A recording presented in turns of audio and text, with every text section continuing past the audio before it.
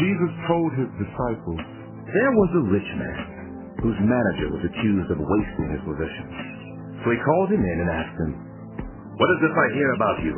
Give an account of your management, because you cannot be manager any longer. The manager said to himself, What shall I do now?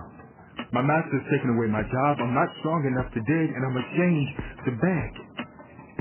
I know what I'll do, so that when I lose my job here, people will welcome me into their houses. So he called in each one of his master's debtors. He asked the first, How much do you owe my master? 900 gallons of olive oil. He replied. The manager told him, Take your bill, sit down quickly, and make it 450. Then he asked the second, And how much do you owe? 1,000 bushels of wheat. He replied. He told him, Take your bill and make it 800. The master commended the dishonest manager because he had acted shrewdly. For the people of this world are more shrewd in dealing with their own kind than are the people of the light. I tell you, use worldly wealth to gain friends for yourselves, so that when it is gone, you will be welcomed into eternal dwellings. Whoever can be trusted with very little can also be trusted with much. And whoever is dishonest with very little will also be dishonest with much. So, if you have not been trustworthy in handling worldly wealth, who will trust you with true riches? And if you have not been trustworthy with someone else's property, who will give you property of your own? No one can serve two masters. Either you will hate the one and love the other, or you will be devoted to the one and despise the other.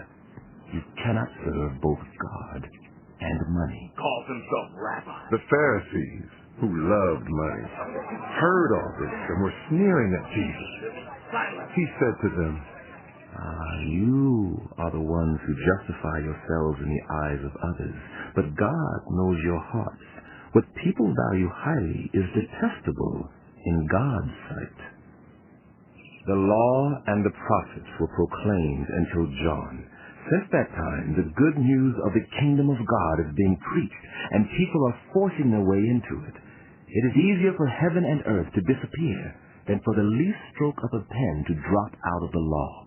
Anyone who divorces his wife and marries another woman commits adultery, and the man who marries a divorced woman commits adultery. There was a rich man who was dressed in purple and fine linen and lived in luxury every day. At his gate was laid a beggar named Lazarus, covered with sores and longing to eat what fell from the rich man's table. Even the dogs came and licked his sores. The time came when the beggar died, and the angels carried him to Abraham's side. The rich man also died and was buried. In Hades, where he was in torment, he looked up and saw Abraham far away with Lazarus by his side.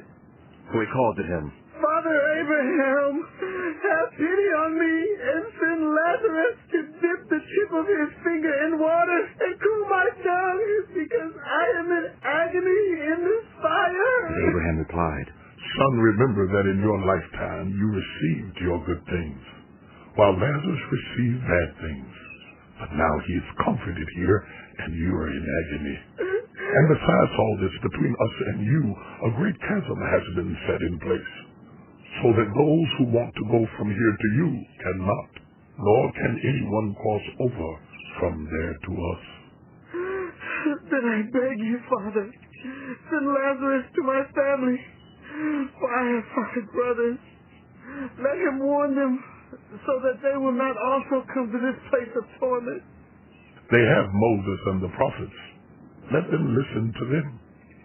No, Father Abraham. But if someone from the dead goes to them, they will repent. He said to him, If they do not listen to Moses and the prophets, they will not be convinced, even if someone rises from the dead.